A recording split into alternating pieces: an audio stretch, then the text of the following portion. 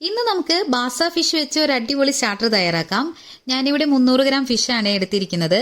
ഇതിലേക്ക് 3/4 teaspoon crushed pepper, 1/4 teaspoon garlic powder, ആവശ്യത്തിന് ഉപ്പ് ഇത്രയും ചേർത്ത് നല്ലതുപോലെ ഒന്ന് മാരിനേറ്റ് ചെയ്തതിന് ശേഷം 15 മിനിറ്റ് നേരം ഇതൊന്ന് റെസ്റ്റ് ചെയ്യാനായി മാറ്റിവെക്കാം.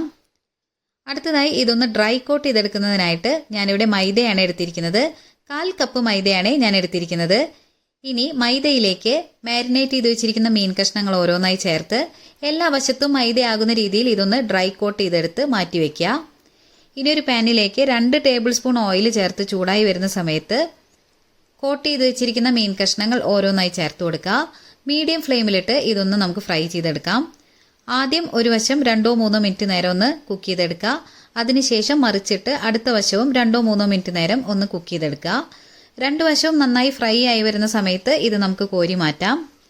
ഇനി ഇതിലേക്കുള്ള സോസ് തയ്യാറാക്കാനായി 50 ഗ്രാം ബട്ടർ മെൽറ്റ് ചെയ്തെടുക്കുക.